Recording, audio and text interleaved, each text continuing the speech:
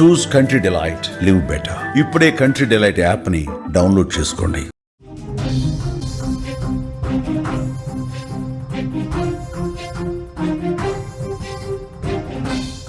యువకుడి గదిలో వివాహిత బలవన్మరణ ఉరి వేసుకుని ఆత్మహత్య చేసుకుంది. పరువు పోతుందని సహాయం కోసం ఎవరిని యువకుడు పిలవలేదు. ఆలస్యం కావడంతో ఆ మహిళ చనిపోయినట్లుగా తెలుస్తోంది. అనంతరం యువకుడు ఆత్మహత్య యత్నం చేసినట్లుగా తెలుస్తోంది.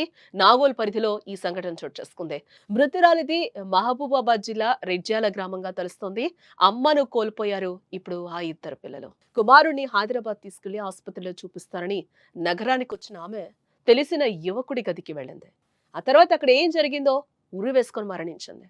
ఆమె మరణాన్ని చూసి ఆ యువకుడు చేయి కోసుకొని బలవన్మరణానికి ప్రయత్నించాడు. కళ్ల ముందే దారుణాలు చూసి ఆ చిన్నారి వెక్కి వెక్కి ఏడ్చింది. చిన్నారి ఏడుపు చూసి కరిగిపోయిన ఆ యువకుడు బ్రతకాలనే ఉద్దేశంతో చేతికి కట్టుకుని పోలీసుల వద్దకు చేరాడు. సినిమాను తలపించే ఈ సంఘటన నాగోల్ పరిధిలో చోటు చేసుకుంది. అక్రమ సంబంధం నేపథ్యంలోనే ఈ దారుణం జరిగినట్లుగా కూడా తెలుస్తోంది. తన కళ్ళెదురుగా మృతురారి 3 ఏళ్ల కుమారుడు గుక్కపెట్టి ఏడుస్తూ ఉండడంతో చనిపోవాలనుకున్న తన నిర్ణయాన్ని మార్చుకున్నాడా యువకుడు. వెంటనే రక్తం కారుతున్న చేతికి కట్టుకున్నాడు. మృతదేహాన్ని ఇంట్లోనే వదిలేసి చిన్నారిని తీసుకుని నేరుగా నాగోల్ పోలీస్ స్టేషన్ కు వెళ్లాడు. జరిగిందంతా చెప్పి పిల్లాన్ని వారికి అప్పగించాడు. పోలీసుల సమాచారం మేరకు అక్కడకు చేరుకున్న మహిళా కుటుంబ సభ్యులు, బంధువులు అనిల్ను కఠినంగా శిక్షించాలని కోరుతూ పిఎస్ ఎదుట బైఠాయించారు. ఘటనపై విచారణ జరిపి తగు చర్యలు తీసుకుంటామని కూడా పోలీసులు హామీ ఇవ్వడంతో వాళ్ళు ఆందోళనైతే విరమించడం జరిగింది. ఏదేమైనా తల్లి మరణంతో ఇద్దరు పిల్లల భవిష్యత్తు అగమ్యగోచరంగా మారింది. ఇప్పుడు ఈడుకొచ్చిన కుమార్తె, 5 ఏళ్లు లేని బాబు, ఇద్దరికీ తల్లి అవసరం ఉంది. కానీ ఇంతలోనే ఆమె అర్థాంతరంగా చనిపోవడంతో వారి భవిష్యత్తుపై ప్రభావం చూపే అవకాశం ఉంది. అక్రమ సంబంధాల కారణంగానే ఇలాంటి అనర్థాలు చోటు చేసుకుంటూ ఉన్నాయి. సరిపోయి ఎట్లా చచ్చిపోతుంది? దేనికి చచ్చిపోతుంది? బిడ్డ దగ్గర పోయింది కదా, ఎందుకు చచ్చిపోతుంది అని నేను కూడా నమ్మకం పడలేయా. నమ్మకం పడలే.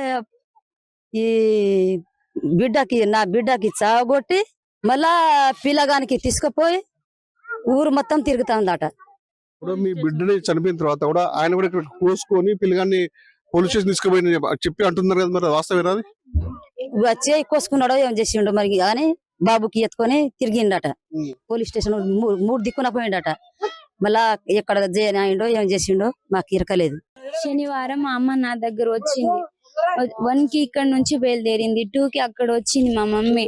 నాకు లెఫ్ట్ సైడ్ ఫుల్ హెడేక్ వస్తుందని అమ్మకి చెప్పిన, ఫోన్ చేసి. అయితే వచ్చింది చెప్పిన. అయితే 1 కి బయలుదేరింది మా మమ్మీ. అయితే 2 కి అక్కడ వచ్చింది. ఆ హాస్పిటల్ కి తీసుకెళ్ళింది. మెడిసిన్ అవి అన్ని తీసుకొచ్చింది.